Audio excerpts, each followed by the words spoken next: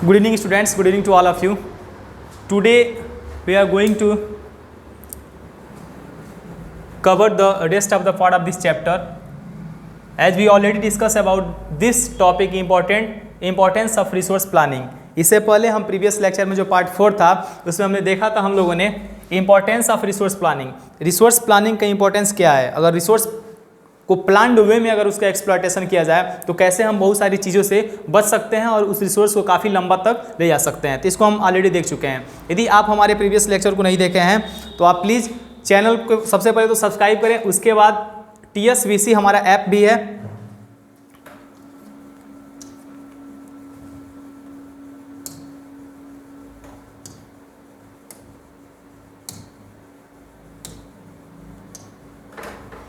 हमारा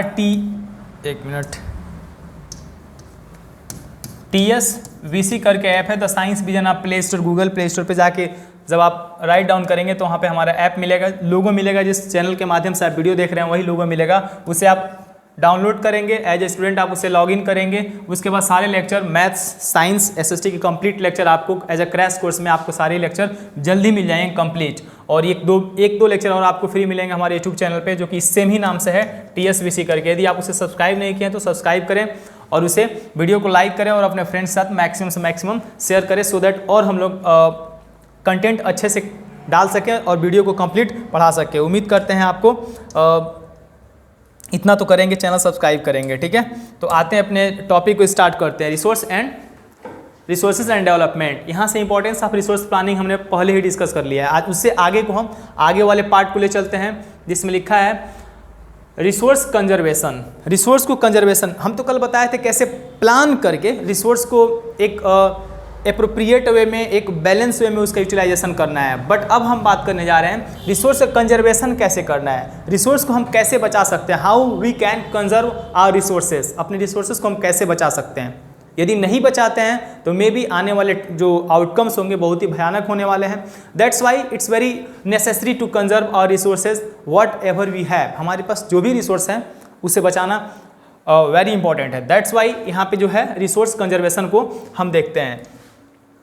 ठीक है, इसमें लिखा है resource conservation, planned use of resources in order to meet the present need and the store apart for the future generation is called resource conservation. Resource conservation होता क्या है? रिसोर्स कंजर्वेशन रिसोर्स का प्लान्ड वे में उसका exploitation करना और साथ साथ हमारे प्रेजेंट की भी नीड्स को फुलफिल करे और साथ साथ फ्यूचर में हमारी जो नीड्स होने वाले हैं, फ्यूचर में हमारी जो जनरेशन होंगे उनकी भी नीड्स को फुलफिल करा दे, उसको हम बोलते हैं रिसोर्स कंजर्वेशन. अगेन मैं बता दे रहा हूँ आपको, रिसोर्स कंजर्वेशन, रिसोर्स को हमें कंजर्व करना है, रिसोर्स को हमें क्या करना है, बचाना है.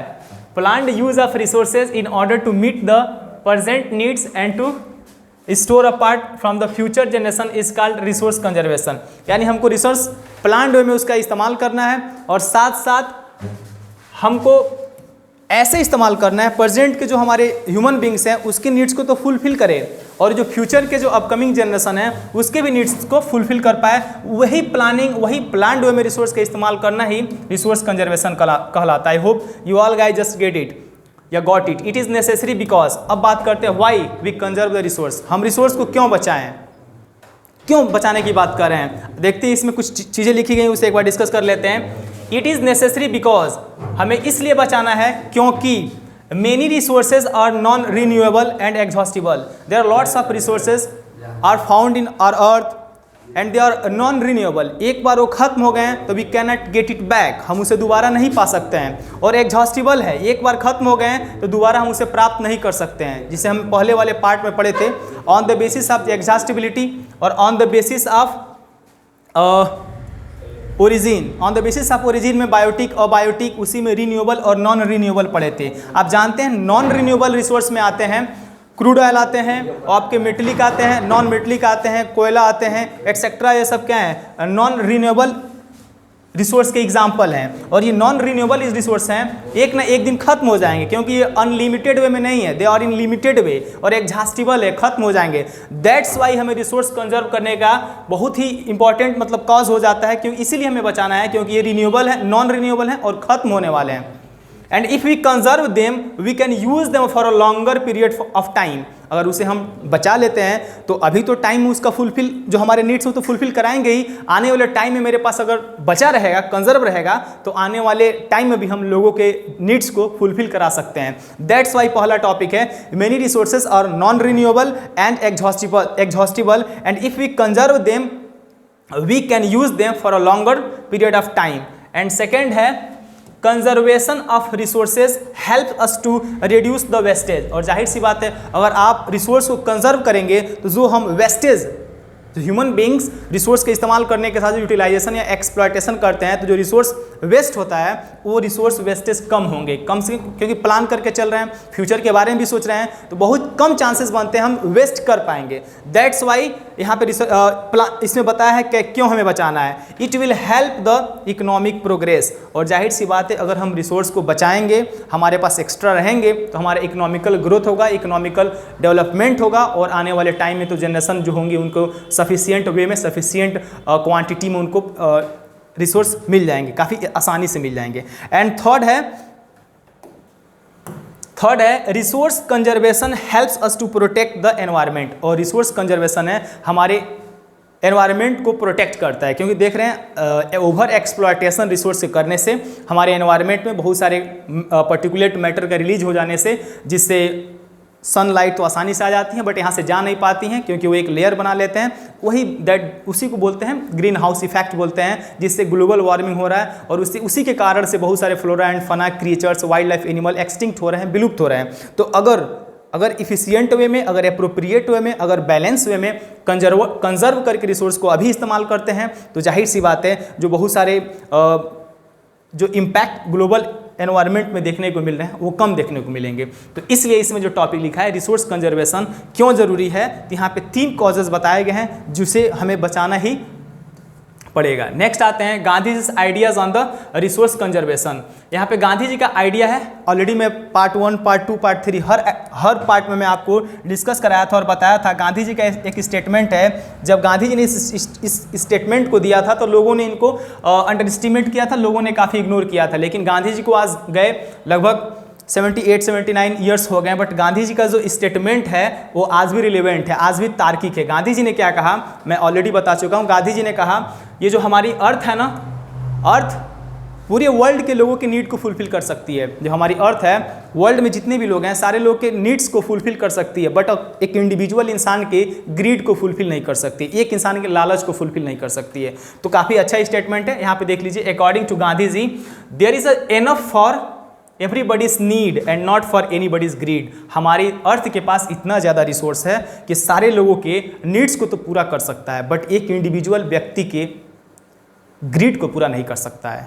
क्यों नहीं पूरा कर सकता है? क्योंकि greedy and selfish individuals and the exploitative nature of the modern technology are the root cause of the resource depletion. कैसे? क्योंकि जो ग्रीडी लोग होते हैं, जो लालची लोग होते हैं, जो सेल्फिश लोग होते हैं, गांधी जी का मानना है वो लोग क्या करते हैं, ओवर एक्सप्लॉयटेशन करते हैं, और इस कदर ओवर एक्सप्लॉयटेशन करते हैं जो वो ना आने वाले टाइम में आउटकम्स उनको दिखाई देते हैं, बस उनको एक ही चीज़ चाहिए, they have to earn, they have to gain more and more profit.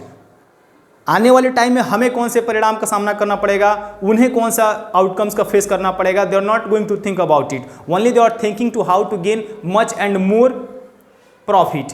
और उसी कारण से यही ग्रीडी और यही सेल्फिश लोग हमारे एनवायरनमेंट में जितने भी इस समय पॉल्यूशन हो गए हैं, और हमारे अर्थ जितने भी फैटल डिजीज़ और फैटल कंटेजियस डिजीज़ और बहुत सारे चीज़ें देखने को मिल रहे हैं, कहीं ना कहीं दे आर डायरेक्टली और indirectly they are responsible for all those incident that are happening in our world. जो आजकल हमारे वर्ल्ड में हो रहा है, सब उसके वही जिम्मेदार हैं। कहीं ना कहीं वो भी जिम्मेदार है, हम भी जिम्मेदार हैं, बट हम लोग थोड़ा कम हैं, बट वो लोग ज़्यादा हैं। क्यों? वही ग्रीडी और सेल्फिश, क्योंकि उनका एक ही मोटो होता है, अधिक से अधिक ओवर एक्सप्लॉयटेशन करके, अधिक से अधिक एक्सप्लॉयटेशन करके मैक्सिमम हमको प्रॉफिट गेन करना है। और उसी के चक्कर में डिप्लेशन होता है, एनवायरनमेंट का डिप्लेशन होता है और रिसोर्स का डिप्लेशन होता है, एंड लॉट्स ऑफ डिजीज भी उसके देखने को मिलते हैं।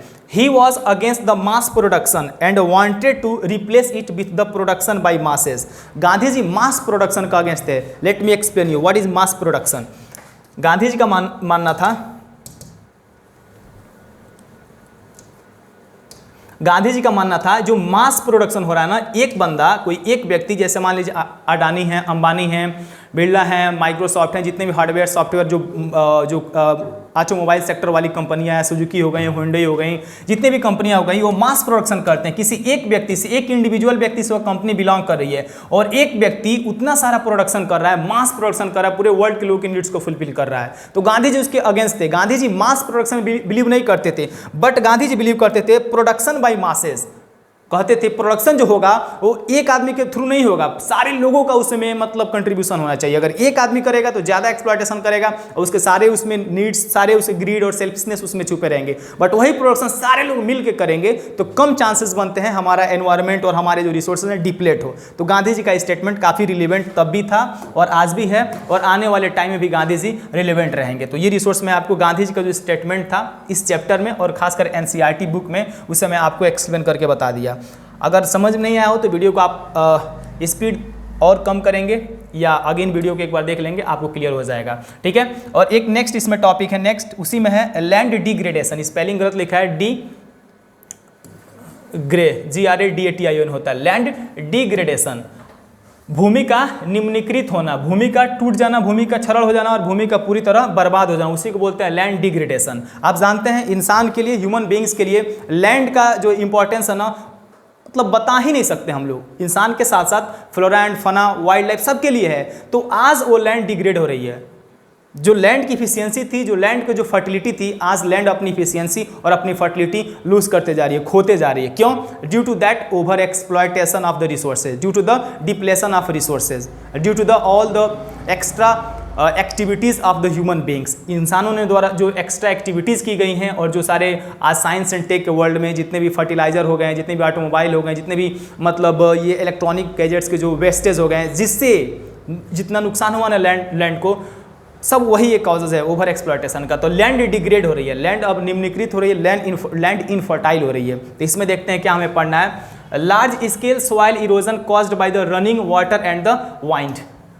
देखिए करा जो लार्ज स्केल पे जो सॉइल इरोजन मतलब होता है मिट्टी का अपरदन होना, मिट्टी का कट के एक जगह से दूसरी जगह शिफ्ट करके चला जाना। तो लार्ज स्केल पे soil erosion caused by running water, या तो बहते हुए पानी से होता है या वाइंड से होता है। और बहते हुए पानी और वाइंड का इनडायरेक्टली इंसान इसको काफ़ी ज़्यादा प्रभावित किए हैं। क्या? रनिंग वाटर को लेके और वाइंड को लेके, और साथ साथ और बहुत सारे रीजन हैं। इसमें लिखा है dumping of waste materials from the mining centres and the industrial units.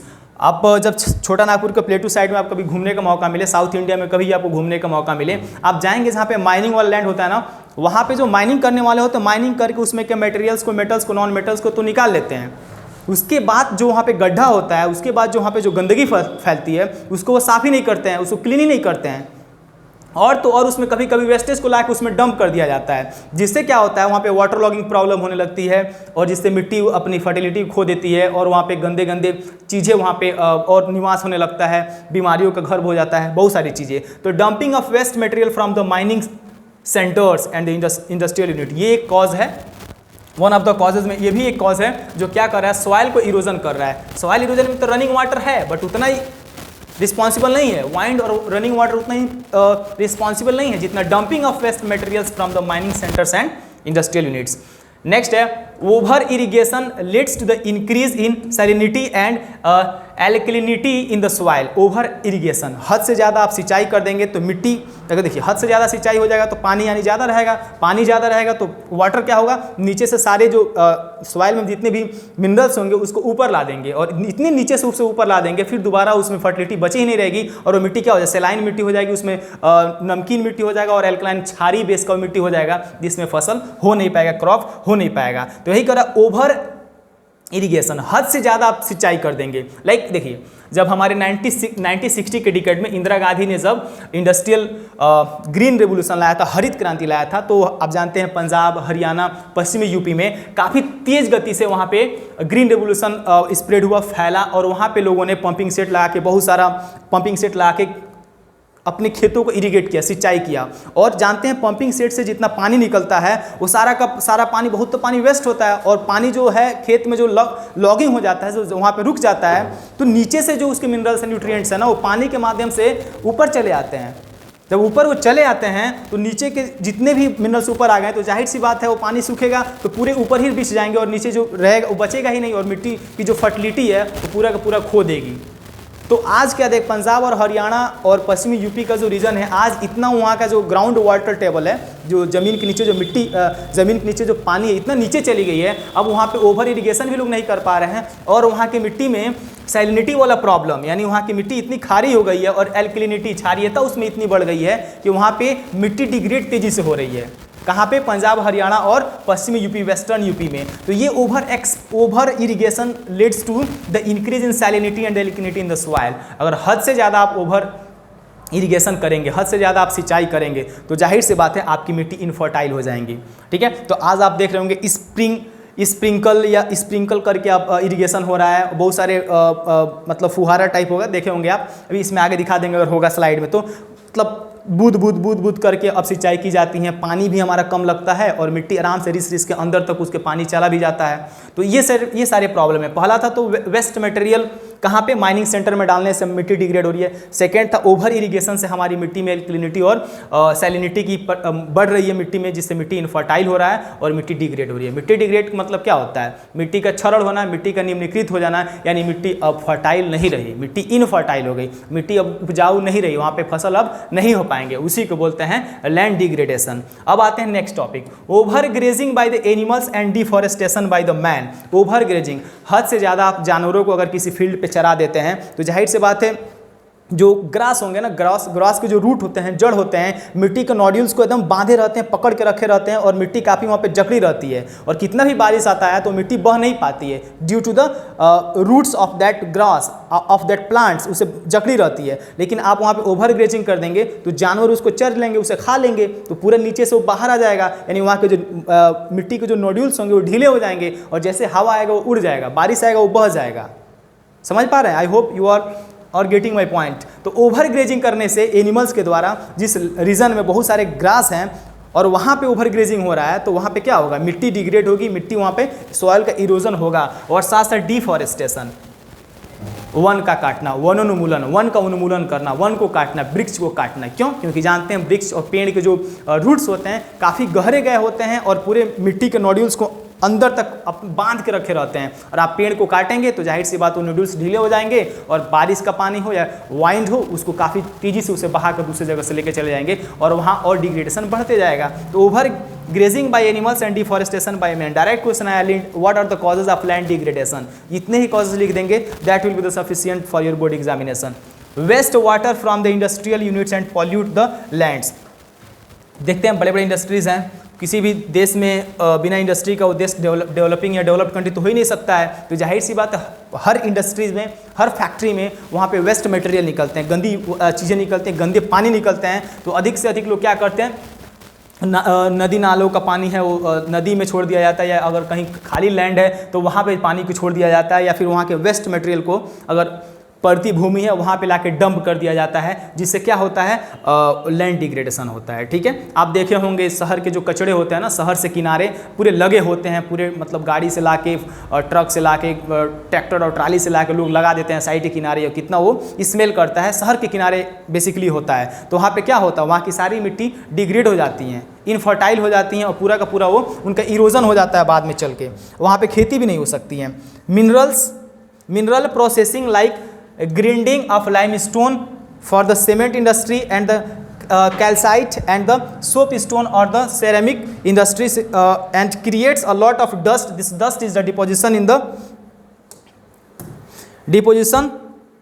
the neighbouring land. देखिए जहाँ पे ये सीमेंट वाले हो गए हैं, माइका वाले हो गए हैं, संगमरमर टाइप हो गए हैं, यहाँ पे जो बनते हैं या सॉप स्टोन हो गए हैं, ये जहाँ पे निकाले जाते हैं ना राजस्थान साइड में या हमारे सोनभद्र साइड में, वहाँ पे जब इनके जब माइनिंग किया जाता है या इंडस्ट्री में या फैक्ट्री में ले जाके इसको शेप दिया जाता है ना, तो उसमें बहुत सारे धूल के कण, पर्टिकुलेट मैटर्स उड़ते हैं और जाके एक लैंड पे एक लेयर बना लेते हैं, तो उससे भी लैंड डिग्रेड होती है, वहाँ पे फर्टाइल लैंड नहीं हो पाती है, वहाँ पे प्रॉपर वे में खेती भी नहीं हो पाता है। तो उसको यहाँ पे दिया है, काफ़ी कॉम्प्लिकेटेड आपको नहीं देखना, बस इतना लिख सकते हैं, mineral processing like grinding of the limestones for the cement industry and calcite and soap stone for a ceramic industry creates a lot of dust. बहुत सारे डस्ट, धूल पैदा करते हैं, and this dust deposited in the neighbouring land, और यही जो dust है उड़ उड़ के बगल के जितने भी लैंड होते हैं वहाँ पे जाके जमा हो जाता है, एक लेयर बना लेता है, और उस लेयर बन जाने से वहाँ की मिट्टी इनफर्टाइल हो जाती है, ठीक है, तो वहाँ पे खेती भी नहीं हो पाती। तो इस तरह लैंड डिग्रेड वहाँ पे हो रही है, लैंड डिग्रेडेशन हो रहा है। तो these are the causes of land degradation, और ये इसमें देखिए डायरेक्टली यहाँ पे इंसानों ने सबसे बड़ा यहाँ पे कॉज है,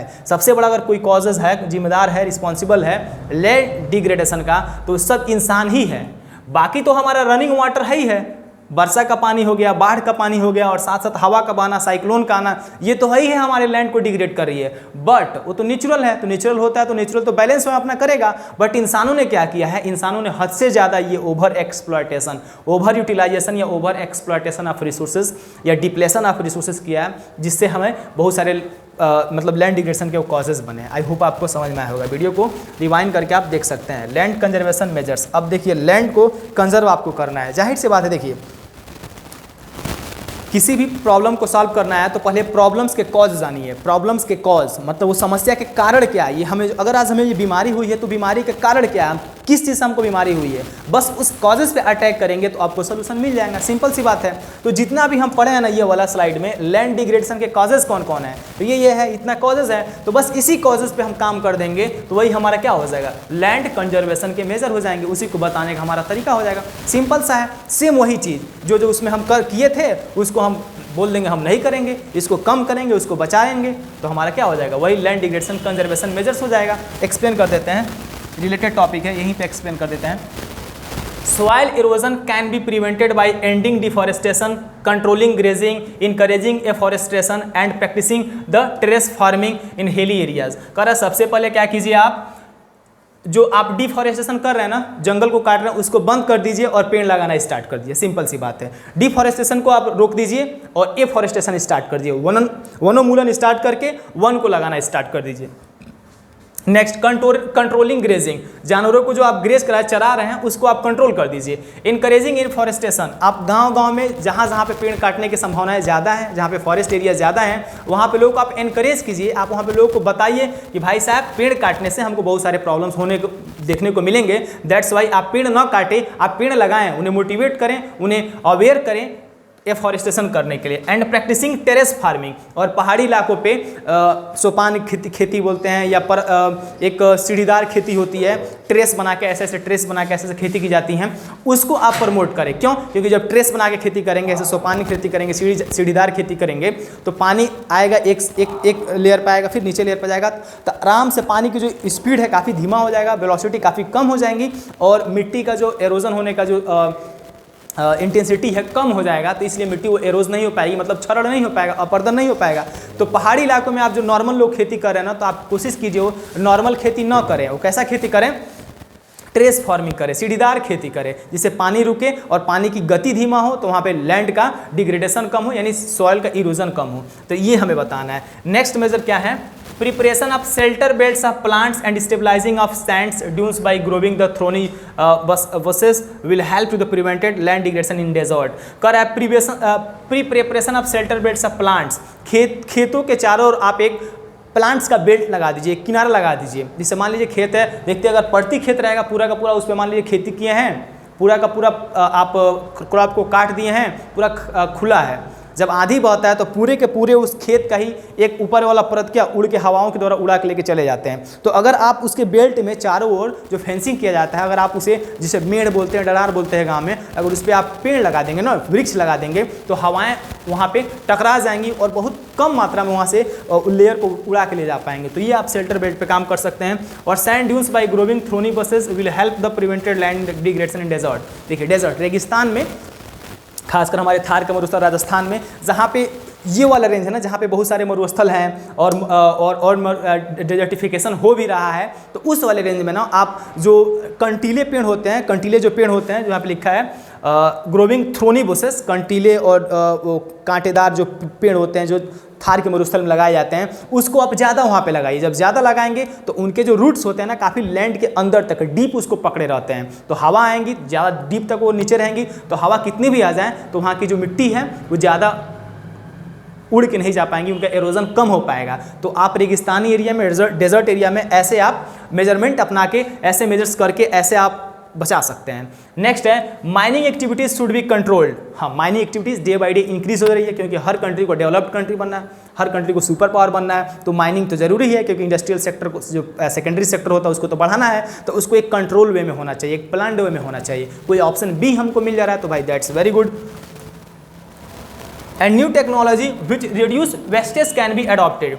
और आप हमेशा अवेयर रहिए और एक नए की तलाश में रहिए, एक नए नए टेक्नोलॉजी का डेवलपमेंट इन्वेंशन कीजिए जो हमारे जो वेस्ट मटेरियल है ना उनको रिसाइकल कर दे। आप देख रहे होंगे जो पहले प्लास्टिक वैसे लोग फेंक देते थे, जो बॉटल होता था, अब रिसाइकेबल मशीन बन गई है, उस बॉटल को रिसाइकल करके एक नया हम शेप दे देते हैं। बहुत सारे जो कचड़े हैं अब उसको हम रिसाइकल करके एक दूसरा फॉर्म दे देते हैं, दूसरा उसे रूप में ट्रांसफॉर्म कर देते हैं। तो इसमें बोल रहा है आप ऐसे ऐसे टेक्नोलॉजी का इन्वेंशन करें ना जो आप जो वेस्टेज है ना, जो वेस्ट मटेरियल है उसको यूज़ करके ना, वेस्ट मटेरियल को यूज़ करके आप वेल्थ बनाए। जैसे नरेंद्र मोदी का एक इनिशिएटिव है वेस्ट टू वेल्थ, मतलब कचरे से धन बनाना, कचरे से वेस्ट टू वेल्थ स्कीम। तो वैसे आप गंदगी से ना आप ऐसा इन्वेंशन कीजिए, एक ऐसा मशीन बनाइए, गंदगी से आप कोई एक नया प्रोडक्ट बना दीजिए ट्रांसफॉर्म करके। तो जाहिर सी बात है नया मशीन का आविष्कार करना पड़ेगा। Industrial wastage should be chemically treated to remove the harmful substances. और इंडस्ट्रियल जो वेस्ट मटेरियल निकल रहा है ना, तो उसमें जो खतरनाक हार्मफुल जो सब्सटेंसेस होते हैं, जो केमिकल्स होते हैं, उसको गवर्नमेंट को काफ़ी सीरियसली देखना होगा। उसमें जो हार्मफुल जो केमिकल्स हैं, जो मटेरियल्स हैं, उसको कंट्रोल करना होगा, क्योंकि वही जब निकलेंगे वही लैंड पे जाएंगे तो जाहिर सी बात है नुकसान होंगे ही, तो उस पर गवर्नमेंट को भी कुछ करना होगा। Industrial waste should be chemically treated to remove the harmful substance. जो उसमें जो हार्मफुल सब्सटेंस है उसमें हमको क्या करना है, हमको रिमूव करना है, और उसके जगह पे कोई बी ऑप्शन मिल रहा है, कोई दूसरा ऑप्शन मिल रहा है, तो भाई दैट इज़ वेरी गुड। उसका इस्तेमाल करके हम कम से कम लैंड डिग्रेडेशन को बढ़ावा दे सकते हैं, बहुत कम हो पाएगा। Urban waste should be used for the production of biogas and bio manure. देखिए अर्बन वेस्ट मतलब शहर में जो कचड़े होते हैं, आप देखे होंगे जितने लोग शहर में रहते हो देखे होंगे, शहर तो काफ़ी चमकता धमकता है, काफ़ी नीट एंड क्लीन लगता है, लोग बोलते हैं हम इस फला शहर से उस फला शहर से आते हैं, काफ़ी बड़ा शहर है, ये है वो है, ठीक है। लेकिन आप उस शहर में इंटर करने से पहले या शहर को समाप्त करने के बाद या स्टार्टिंग में आपको मिलेगा या स्टार्टिंग लास्ट के बाद मिलेगा, वहाँ पे शहर की जितने भी गंदगी होते हैं ना, पूरा पहाड़ की तरह ला के खड़े हुए होते हैं, पूरी गंदगी फैली हुई होती है, भयंकर रूप से फैली होती है। तो ये कह रहा है उस गंदगी को लोग क्या करते हैं, मैक्सिमम मैं देखा हूँ मुझे क्या देखने को मिला है, अधिकतर लोग क्या करते हैं, गवर्नमेंट भी इस पर ध्यान नहीं देती है, जो गंदगी इकट्ठा हुआ होता है लोग उसमें आग लगा देते हैं। मौसम सही होता है ना तो लोग आग लगा देते हैं, उससे सोचिए कितना पॉल्यूशन होता है। तो ये बोल रहा है आप उस वेस्ट मटेरियल में आग न लगाएं, उसको आप क्या करें ना, आप उसे बायोगैस में कन्वर्ट करें और साथ साथ बायो मैन्योर, उसे जैविक खाद बनाएं।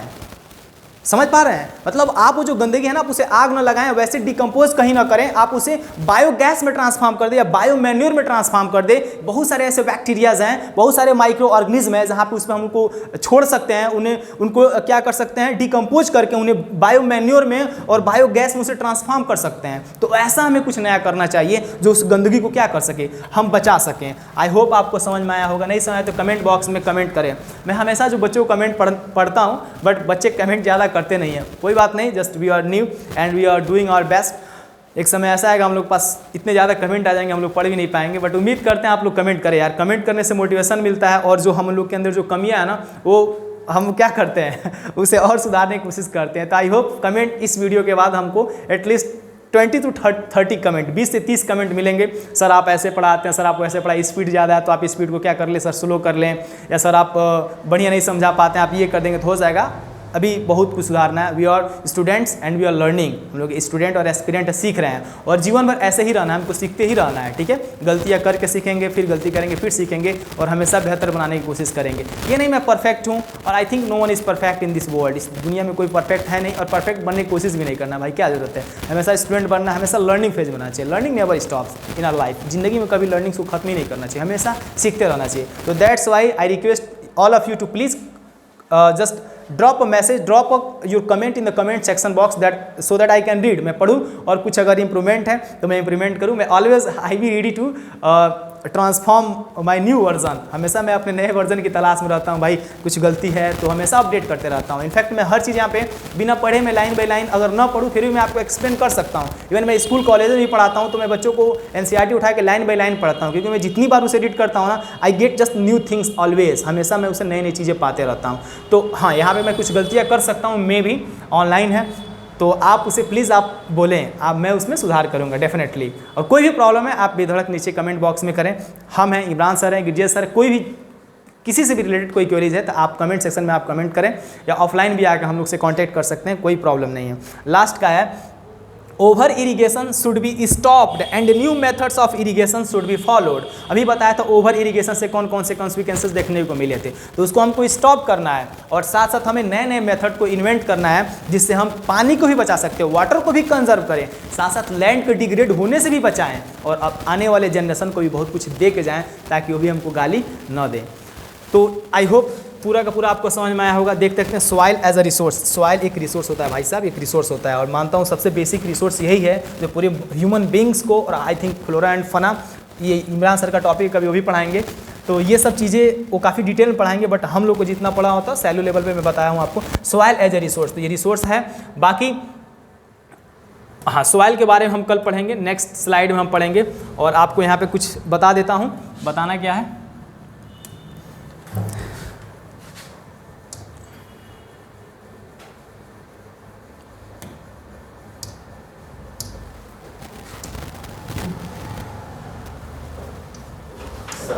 हाँ, यूट्यूब पे हमारा जो चैनल है TSVC, उसे सब्सक्राइब नहीं किए तो प्लीज़ सब्सक्राइब करें और अपने फ्रेंड्स के साथ उसे मैक्सिमम से मैक्सिमम शेयर करें। और साथ साथ गूगल प्ले स्टोर पे हमारा जो चैनल है TSVC, sorry not channel, app हमारा है, उस ऐप को आप डाउनलोड करेंगे, एज ए स्टूडेंट आप लॉगिन करेंगे और सारे हमारे जो लेक्चर हैं, हमारे SST के और मैथ्स साइंस के जो भी लेक्चर हैं आपको कंप्लीट मिल जाएंगे। बट आपको इसे ऐप इंस्टॉल करके आप उसे एज ए स्टूडेंट आपको साइन इन करना हो। Okay, thank you, bye, take care.